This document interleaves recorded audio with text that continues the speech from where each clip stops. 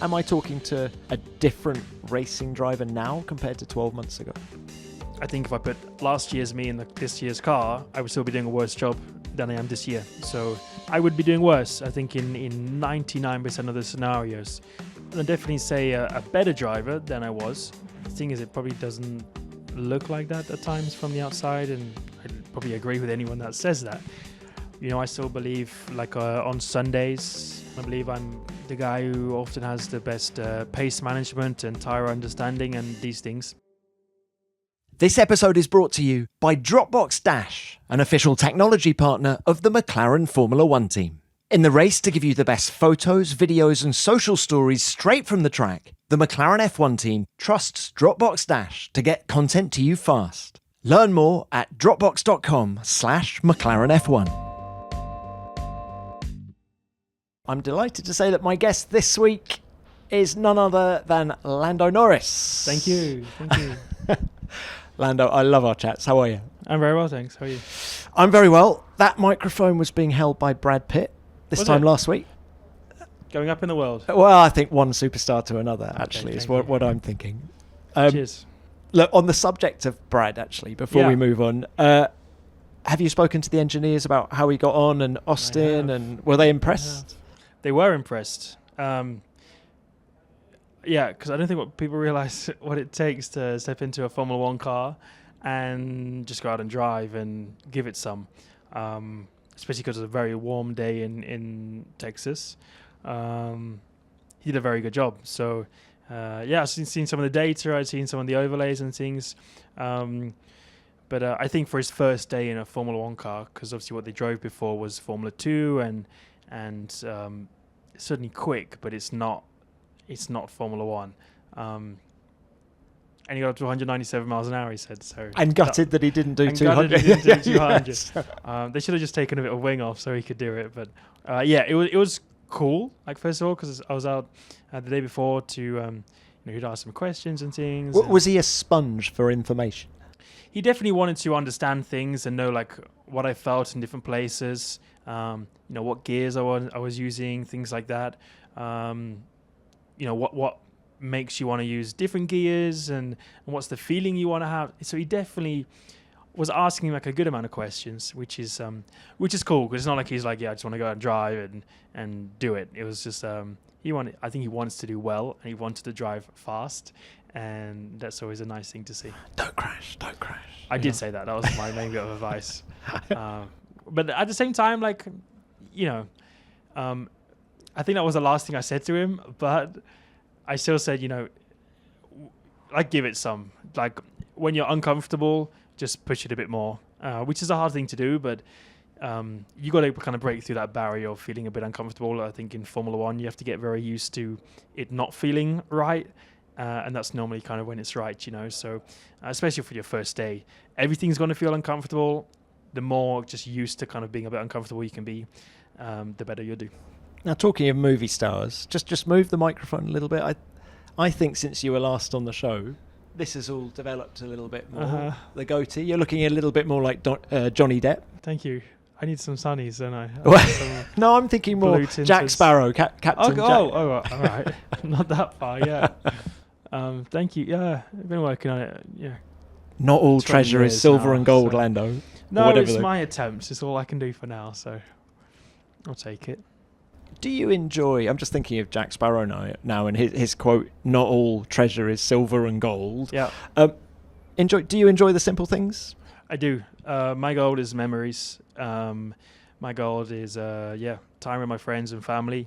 And I think that will always triumph whatever I achieve in Formula 1, to be honest with you. So, it's a very cool thing. I feel like being here in Formula 1 and hopefully going on to achieve a championship or a few championships like that, that certainly makes things a lot more special, and you can share cooler stories and so forth. My one thing I want to do in my life is share these moments with, obviously I share it with the team, but share it with my friends and my family, and take them along the ride with me. That's my that means more to me. That will always mean more to me than winning one race or something like that, So just my version of it. But Lando, let's talk about the last 12 months, because when you were last on, you had won one race, that one in Miami, 2024. McLaren are reigning Constructors Champions. You're right in the thick of it, battling for the World Championship now. I mean, what a ride it's been. It has been. I feel like the last few years have gone quite quickly in terms of where we were to where we are now. And I get reminded of it every now and then, especially like we're in, when you stay in the Hiltons, they normally put on the elevators, pictures of that race. And I think when you've been to is it Austin or Miami over the past like 4 years or even 3 years, I think, I remember they had the picture of like 3 years ago where we qualified last. We finished last. Was our worst weekend of the year, both out in Q1. Was dreadful. 1 year later was our big step forward. And then, something like the year after that, we won. The year after that, we won by 30 seconds. And it was like the 4 years of seeing how big the steps have been. Literally being from last on the grid to winning and dominating in Miami this year. So was very cool. And it has been, time flies. When I think of it like it's my 7th year on Formula One now, it feels weird saying that because I feel like not long ago I was second year, third year, and now it's my 7th. And I'm the older guy in the team and things, But some great memories, some tougher times. But of course, Abu Dhabi end of last season was the pinnacle of it all. Winning the final race, the most important one, and celebrating with the team, winning a Constructors for the first time in 26 years or something. So that was definitely the highlight of my career in terms of achievement so far. How much more battle-hardened does McLaren feel in 2025 compared to last year? What kind of lessons has the team learned? I would say they've quite a bit more, and you maybe wouldn't think of it from we won last year. Kind of what do you need to change for this year? But I think we've still had to take a big step forward because there's not been a lot of competition at the top over the last couple of years. Red Bull have dominated and done an incredibly good job. That's what we aspired to be like a couple of years ago. We kind of have a bit of that now, and that's something that, first of all, we're very proud of, that we've managed to achieve that against teams, and especially a team that has been so dominant over the last 3-4 years. To go from where we were to beating them was pretty impressive. But that doesn't come out, doesn't come without the struggles and the difficulties and the hard times still. And especially now being the ones that are getting chased and having all these other teams trying to come at us and get us, So, and it also makes you because you're the ones that in every race, the guys are like we just have to get ahead of the McLarens and maybe we have a chance. Sometimes they risk more, they try to do more to do it, and they be more forceful because they know if they beat us, they might have a chance. And if they don't get ahead of us, the chance is a lot slimmer. And that's a great position to be in, but also a little bit more of an uncomfortable position to be in. And at times, you got to be more aggressive. And I think the team have found a much better balance of understanding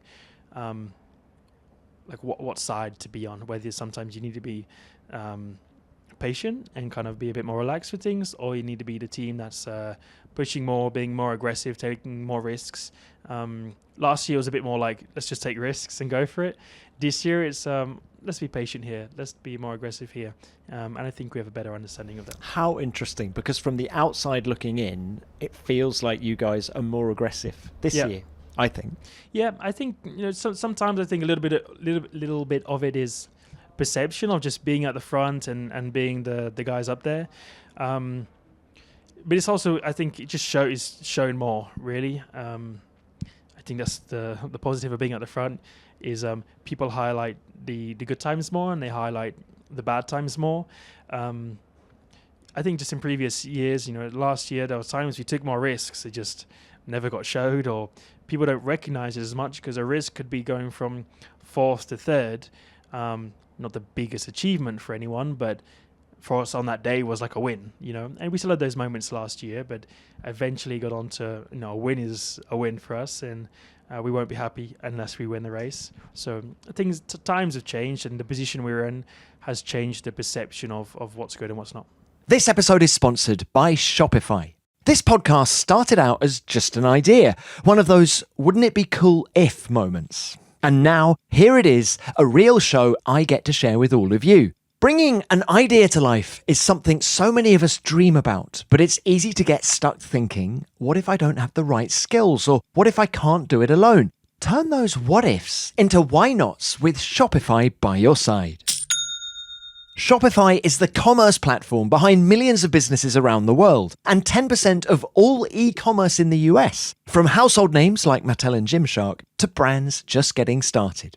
What if I can't design a website? Shopify gives you hundreds of beautiful ready-to-use templates to match your brand's style, no coding needed. What if I need help? Shopify's AI tools assist with writing product descriptions, editing images, and even building discounts and headlines. What if no one hears about my brand? Shopify helps you create smart email and social media campaigns to find your audience wherever they are. Their award-winning 24/7 support is always there to help. So turn those dreams into... and give them the best shot of success with Shopify. Sign up for your $1 per month trial and start selling today at shopify.com/beyondthegrid. Go to shopify.com/beyondthegrid. Shopify.com/beyondthegrid. This show is sponsored by Liquid IV. I've got my fingers crossed for good weather at Silverstone this year. We've had everything from blazing sunshine to thunderstorms and sideways rain in the UK recently. So who knows what the weekend will bring. But one thing's for sure, if it is hot, staying hydrated is going to be essential. Whether you're heading down the track, watching from home, or working long hours, make sure you've got your Liquid IV at the ready. Visit liquidiv.com and use the code GRID at checkout for 20% off your first order. Their newest flavour, Arctic Raspberry, is perfect for summer and super convenient for when you're on the go. Just tear open a sachet and pour into 16 ounces of water and you're set. Powered by Live Hydroscience, it hydrates better than water alone thanks to a clinically backed formula with 3 times the electrolytes of the leading sports drink and 8 essential vitamins and nutrients. It's also vegan, gluten-free, dairy-free and soy-free. And if you're looking for something sugar-free, you've got plenty of options like white peach, lemon lime, and rainbow sherbet. Find all their best-selling hydration multipliers flavours online and find your new favourite. Squeeze the most out of your summer with Liquid IV. Tear, pour, live more. Go to liquidiv.com and get 20% off your first order with the code GRID at checkout. That's 20% off your first order with the code GRID at liquidiv.com. What about resilience? Do you feel the team is more resilient in 25?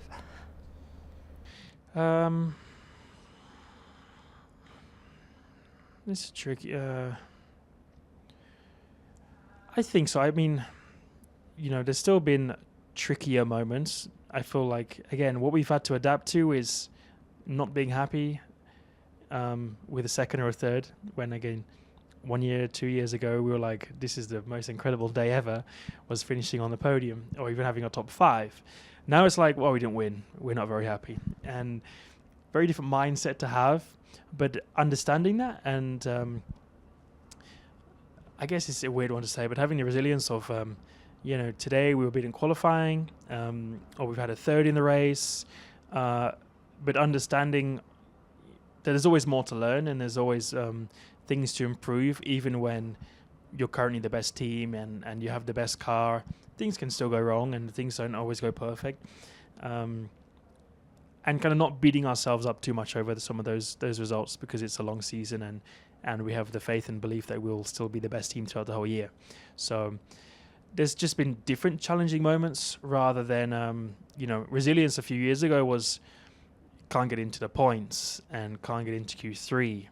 Can't get a podium or losing out on a podium and how do we move on from that and learn from those things.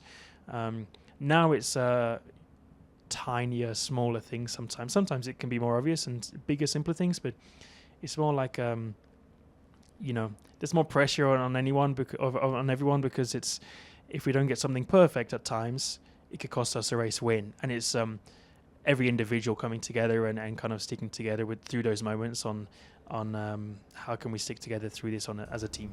And don't be intimidated. I mean, do you remember all the technical chat earlier in the year about, what was it, water in the tyres and things like that? And you learn that in preschool.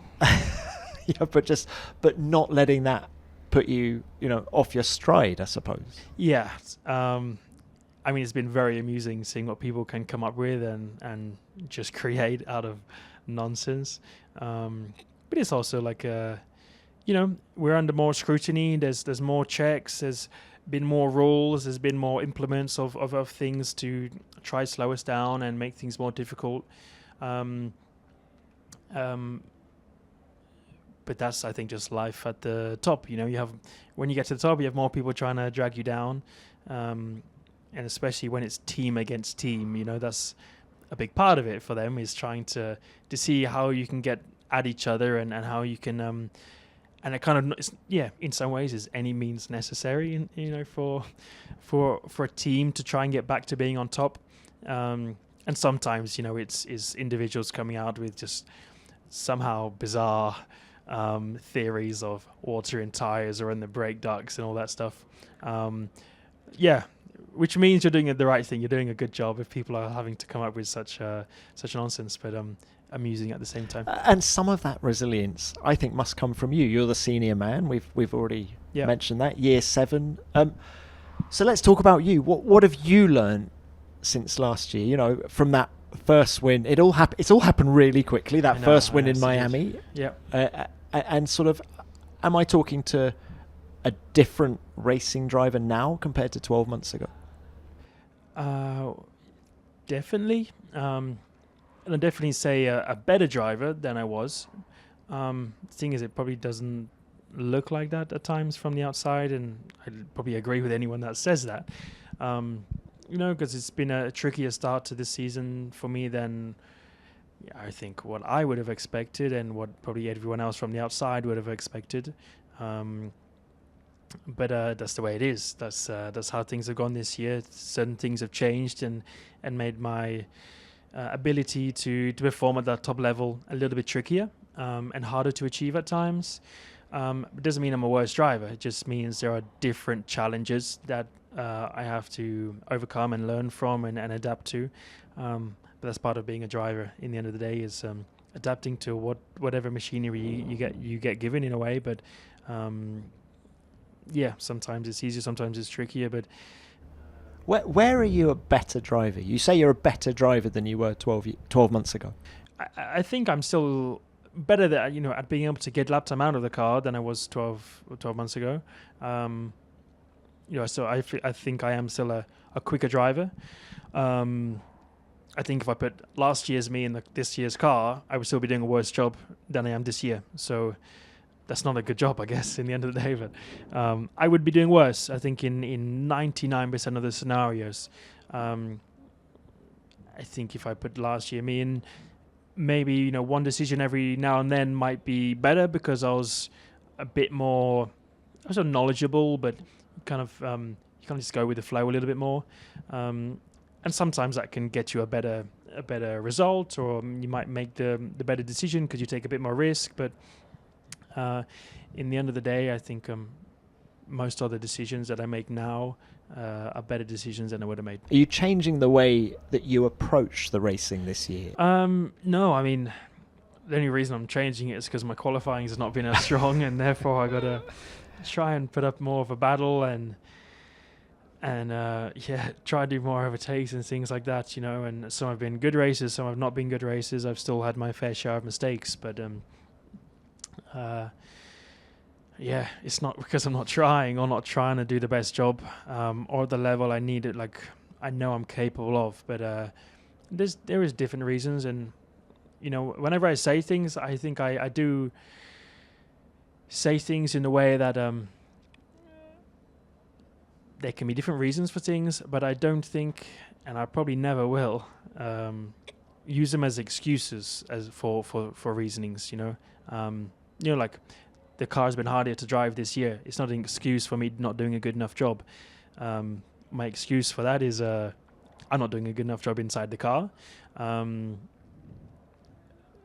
my reasoning is the car's been trickier this year to drive than it has been last year, and therefore I'm not doing as good of a job. But the reason is I'm not doing as good of a job, and it's up to me to try and improve that with the team to get them to give me a bit more what I need and for me to adapt better to what I got to do. A bit more front end, is that it? No, it's not as simple as that. I wish it was that simple. No, it's not even that simple. I mean, that's what I would like from the car at times. When you look at your weekends, let's Yeah. take Canada as an example, Sure. right? You were really fast all weekend, Yeah, except at the end of Q3, yeah. and you were going really fast in the race as well. So the speed is there. Yeah, Would the you speed's definitely not been not an issue. I still believe on Sundays, I still want to believe I'm the guy who often has the best pace management and tire understanding and these things. Doesn't always win me races, but give myself the most opportunities. And there are certain other things I still need to improve on and do a better job on. Such as Canada scenario and various others, Miami, turn 1-2 with Max. But again, it's not because I'm not trying, and sometimes it's the hindsight is such a beautiful thing. Well, here's the thing. Do you think you overanalyze it? I'm certainly an overthinker. I think when you're in the car, though, you don't often have a lot of time to overthink. Well, Andrea says that. Andrea Stella says these cars are so fast, you don't have time to think. Yeah, so I certainly think off track, 100%. Off track, off track, I try hard to make myself disconnect from things and take my mind away. I have to put work in to try forget about a weekend and just kind of go and spend some time with my friends and do things, Yeah, I've had to work on trying to disconnect myself so I can spend more time away, so I can come back and focus better rather than dwelling too much on certain scenarios. How do you do that? Is it sport, bit of golf, bit of paddle? It can be sport, and sometimes it's very simple things, and sometimes it's just being with my friends, and sometimes it's simple things, just going out for dinners with my team, or just doing things where doing things to almost forget what I do, forget that I drive in Formula 1, forget that I drive, and just really try and leave the world that I live in. I think it's because I care a lot about what I do, and therefore I'm always trying to think of, why did I do that? Why did I make that wrong decision? Why did I go too hard into this corner? Because sometimes you're talking about milliseconds of eagerness here or there, and you can pay the price, So it sounds always so simple in your mind, but there's it's therefore sometimes very difficult to find clear answers for it. But many different things, but both on and off the track. It's about trying to just get as comfortable as I can do and find that consistency and that ability to have the speed all the time and deliver when I need to. I think you're calmer outside of the car, certainly. I think I made that observation a couple of races ago in a press conference where you don't seem to get overly happy if it goes well. You don't get overly down. That's the impression that you give anyway. Do you feel that? Is that something you've been working on? I don't think I'm at the level of Oscar Piastri. Yeah, come on. Is it? Someone does have to check. Have you got a pulse? Yeah. He looks more happy when he's 6th sometimes than when he wins the race. Maybe that's the highest level of just, a bit like Kimi in a way. But I'm certainly, again, there's been times when I've, I said, but I'm tough on myself. I'm still definitely tough on myself, but I definitely get down less than what I did in the past, and I think that's certainly been an improvement from where I've been. Something I needed to improve on, something I think I have improved on. That must have helped you move on from something like what happened in Montreal, right? Exactly, probably the best example. How did you feel on the Monday morning after Montreal? I was late for my flight, so I was running through the airport. I mean, it was just a general feeling, that I had at the time, which was disappointment, but just in myself, that the last thing I could possibly ever want to imagine is what would happen if I come together with my teammate and things like that, and for me to end up out of the race because of something like that, and such a silly misjudgment. It hurt more because of the effect it could have on the team, but at the same time, it was important to try and move on from it as quickly as possible. I mean, come on, great drivers have made mistakes throughout history. I think of Alain Prost spinning on the formation lap at Imola in a Ferrari in 1991. Yeah, okay. It happens to everyone. He's also a world champion, so Exactamente. He can back it up. I don't know if that was before or after he won the world championship, but that was after. Yeah. Yeah. Okay. Let's talk about the backup story. I don't. Look, people are going to be listening to this ahead of the British Grand Prix. Sure. It's the home race. Are you an emotional driver? Does having the whole of Silverstone screaming your name make any difference to what happens in the cockpit? I mean, it certainly makes me smile more, but I don't. I struggle to cry as much as what I think if I win the championship, I'm gonna rub my eyes on the in-lap to make it look like I've been crying. It's more just joy and happiness, realizing moments like that. Again, memories and things I can look back on and enjoy and smile about. But I think I'm emotional because I care a lot about doing well, and it hurts not doing well, but not emotional from not Mansell-esque, and it's not going to give you half a second a lap like Mansell used to claim. Is that why you've got your own grandstand this year? So you're going to get the support. I got at least half a second in the bag. Look, tell us about the grandstand, actually. It is the first time. Where is it? Stowe. Right. Stowe, up on the left. Don't worry, you won't miss it. It's going to be nice and bright. It's going to be cool. I mean, it's I have a lot of great fans and supporters, so I think it's a great opportunity to bring them, as many of them as I can, all together and try and share a great weekend together. Is it sold out? It's sold out, I think, in a few minutes.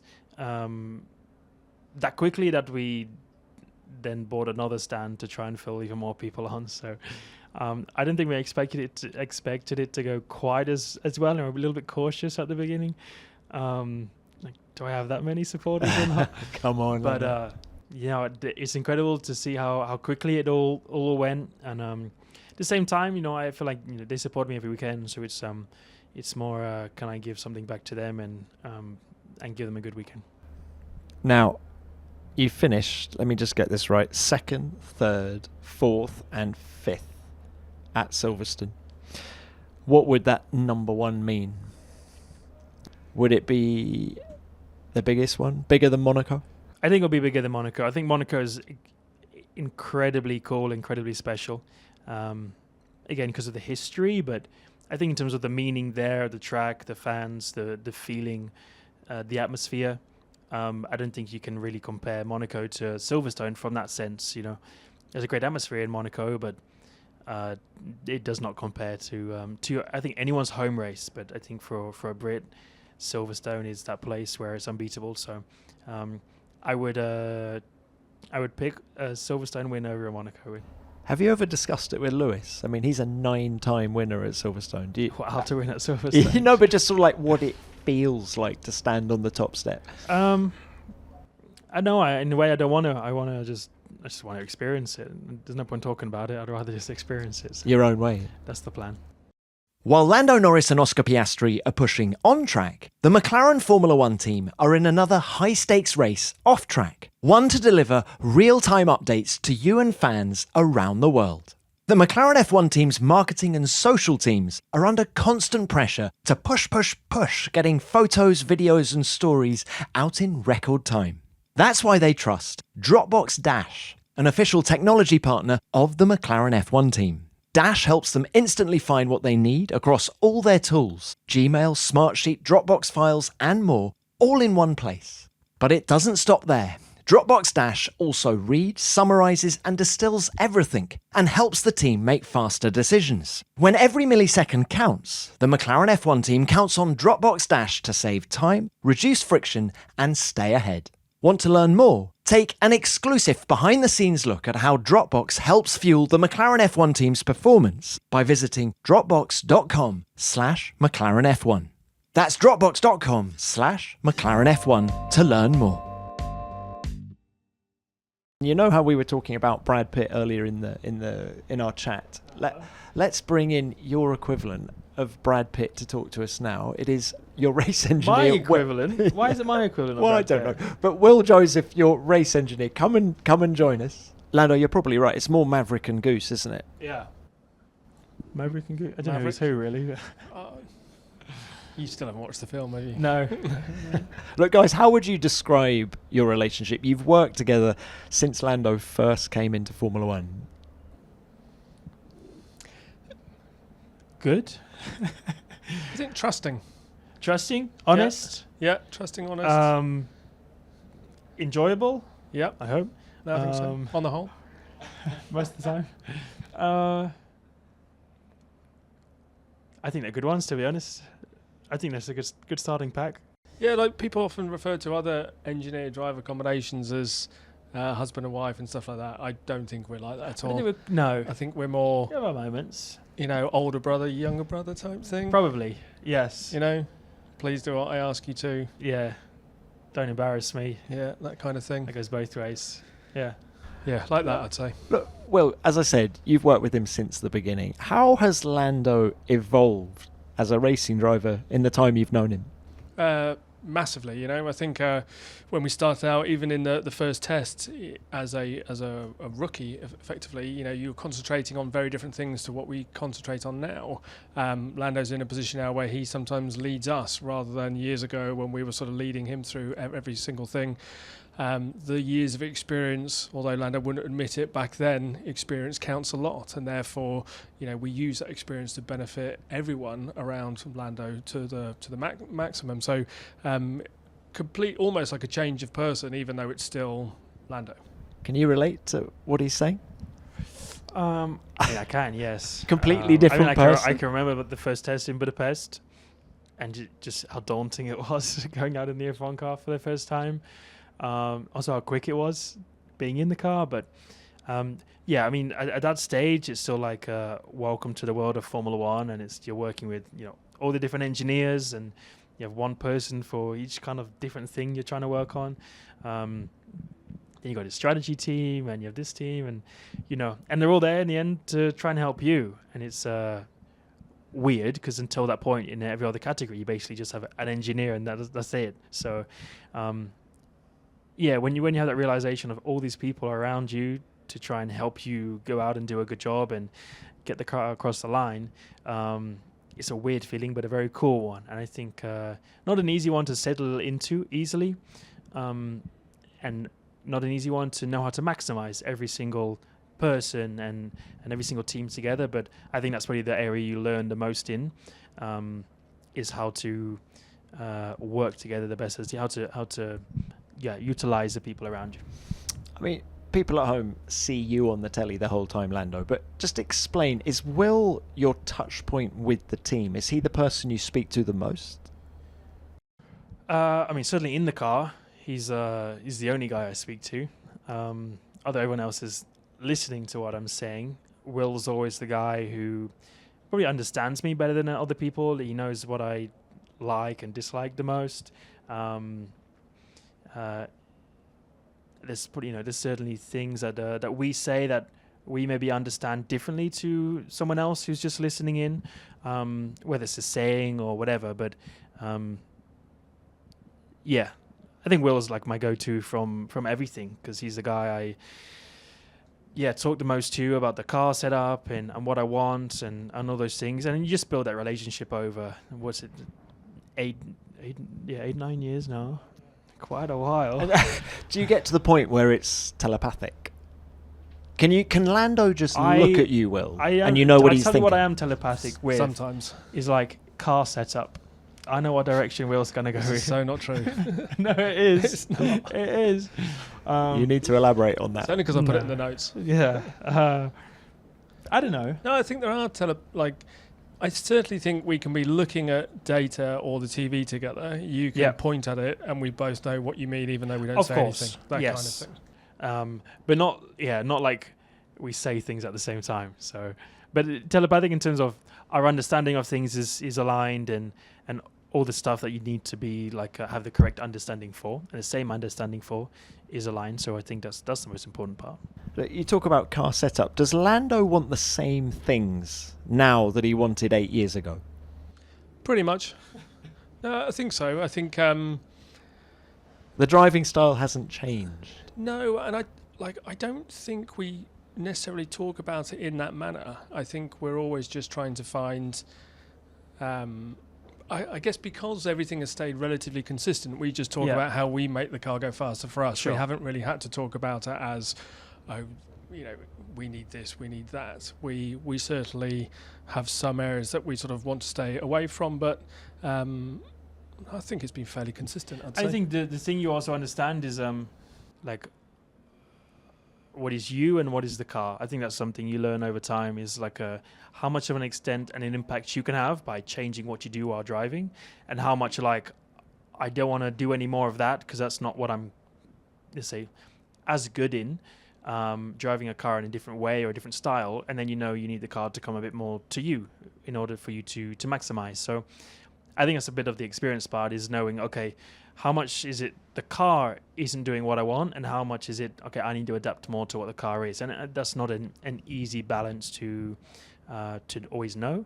It's something you still get challenged to, even up to today, but it's something you gain a lot of experience from, is what's you, what's the car, and where do two ends meet.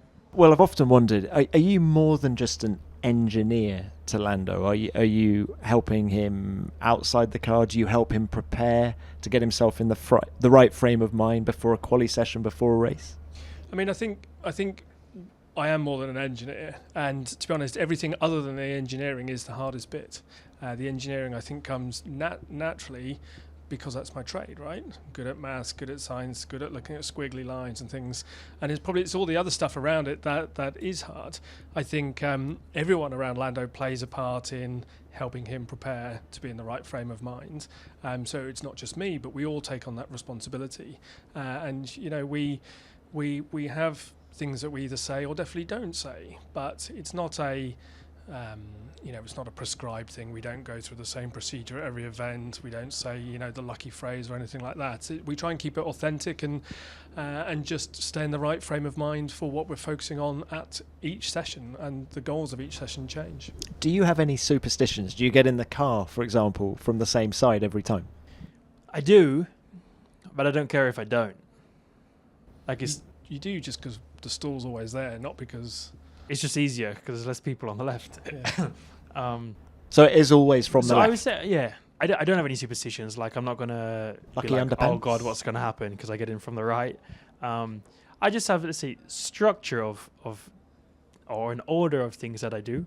Like when I change, I'm always like underwear, socks, bottoms, top, bottoms, suit, top. Like I can't do socks on top of bottoms. That doesn't sit I'm trying to keep up with you here. Oh, that's the Nomex suit you're talking about, right? Yeah. So like there's an order of certain things, and like sprint races, I don't go around my mechanics and fist pump. Main race, I'll always go around the mechanics before the race and give them a little fist bump. So why do you not do that before the sprint?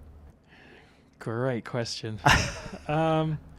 I don't know. It just there was less time or something. I didn't do it the first time, and that's kind of what I stuck to. So, and it's more, there's a bigger build up to the main race, and it's just I save it for race day basically. Right, radio etiquette. When does Lando want you to speak to him? Never. I was going to say, not But much. it's never like the less we say, the better. Yeah. But we can't not say stuff, if that makes sense. Like So everything that you'll say is of use. Is of use and good information should something happen. You know, sometimes it's like a gaps to other cars. If there was to be a safety car, or if there was to be a safety car, what tires and how is the pace, so they can have a better understanding of, how much more I can push, and are we going to try and do another 30 laps or 5 more laps? So I think there's a lot of information that's information, but you don't always act upon the information. It's more, if any situation arises, you can execute whatever you got to execute. But if you could not speak, I would probably prefer it. But I think we have a good balance of him also understanding. I think he can probably, between Will and Jarv, who's looking at like my driving stuff, Jarv can see when I'm not happy or like what mood I'm in. So you can by my tell from the driving. graph. There are some subtle signs, some more obvious. And obviously that will get passed to Will, and then Will maybe say something or understand that and or say something in order to, get me to be back in a better mood or calm down or whatever it is. So if we hear Will say, do something at turn 10, that's invariably info that's started with Jarv. Yes. more often than not. So I think I think our communication gets a lot of focus, and I think each driver. That started in Hungary last year, didn't it? Really. I mean, I think it's sort of probably forever, but I think each driver-engineer combination has their own way of communicating, and no way is right or wrong. But we've developed our way, which suits the way that we would like to work and the information that we as a team would like to pass and gather. Some people might say it's too much, and we should let Lando drive, and Lando will come back and say, if you see me doing something wrong, tell me, I want to go faster. So that there's a balance in how we achieve that. I think we get the balance right. Yeah. There've been times where we haven't, and when we haven't, if it's not, then I'll he'll say, tell or me. he'll say. Yeah. So Look, the only time it seems to me there's been crosswords was Hungary last year. Is that fair? Nah, Monza. Monza as well? Yeah, Monza. You told me to stop talking to you whilst you were trying to overtake. that was, I was side by side with the car. So Lando, can you tell me how the tires are feeling? But the funny thing No, is, that was like once. yeah, once, and afterwards you said, "Oh, I wasn't being aggressive," but on the radio, Yeah, there was a little sounded moment pretty where I punchy. came, even when I listened to myself after, I was like, whoa, do I always sound like that? Because you never, it always comes across differently, because when you're in the helmets on and everything, you don't hear yourself. So even though, I talk on the radio and I speak, you don't hear anything you say. You're basically mute. But obviously they hear everything quite clearly. So when I first listened to myself on the radio, I was like, oh, is that what I sound like? But Look, guys, what about after Hungary last year? There was a lot of will that race, and it appeared that the driver wasn't doing what you were asking him. there was some radio problems with the wires. Just talk us through your memories of that, I don't and how the remember any of debrief it. went, and how I forgot that. and how the debrief went afterwards. Hungary was a situation whereby we've reviewed it many times since. Actually, no, that's a lie. We reviewed it after Hungary, and after you review it and come out of it with, an understanding of the situation we were in, the situation we put Lando in, then the decisions become quite clear. So, I don't think it needs as much dwelling as everyone would like to make on it. It was a situation that we dealt with. Lando ultimately, made the right decision, and we reviewed afterwards, and it's all fine. Okay, look, what about this year then? You're fighting for the world title for the first time. First experience for both of you. How does that change things between you, if at all? I think between us, not at all. No, I don't think it does much, really, does it? It's I think you try to pay even more attention to every detail, which I think probably everyone does in the team, because I feel like there's, everyone wants to be even less of a reason why something might not go well, whether that's with performance or strategy or reliability. like, this is your time to not do anything wrong.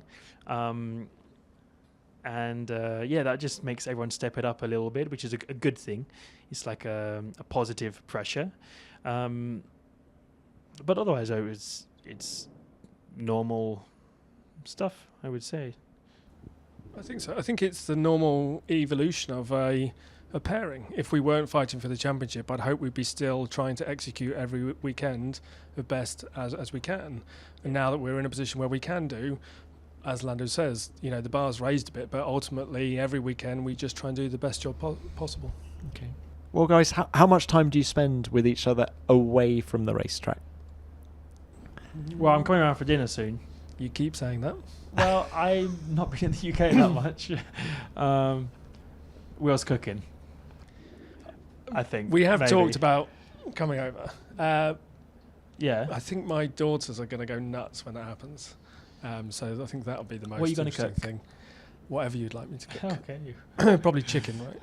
Yes. Some sort rice, of chicken dish. pineapple and teriyaki sauce. I can do that.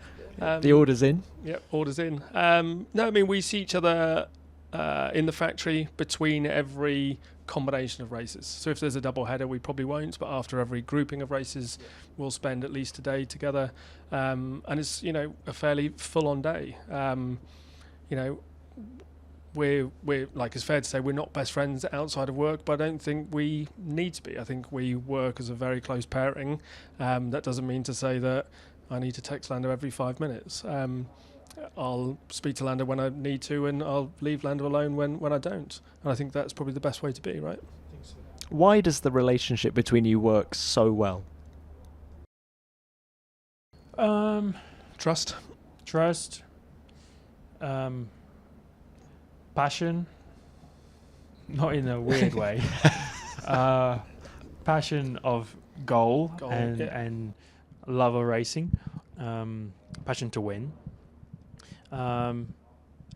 Trust and I think enjoyment. Like I want to enjoy still my moments. I want to enjoy every moment I have, whether that's even before I'm in the car. Of course, I enjoy the car stuff. Maybe not always, but most of the time the most, and that's why I'm here in the end of the day is to drive. But, I also don't just go to my room for the rest of the day and don't do anything. We still have good laughs and good, jokes and whatever. Like we still want to enjoy, I think, every moment that we do have, whether it's at the track or away from the track or out for dinner, it's different things. So, I would say passion. Trust and honesty kind of together, and then wanting to enjoy our and we both want to achieve the same goal. The goal for you is a personal goal for me too, and I think that makes it very easy to work really hard to get on to try and achieve the best, because we're both trying to achieve the same thing, so it works. Exactly that. On the subject of trust, Will is a helicopter pilot. Have you been up with him yet? Nope. It's a bit like dinner. You'll never no, come. but You actually, there's more chance you come for dinner than come and there's fly. a lot more chance of going for dinner than going in a helicopter yet. Not because of my lack of trust with other people. I don't know what you're talking about. I would never take a helicopter. So it is. It's an electric one.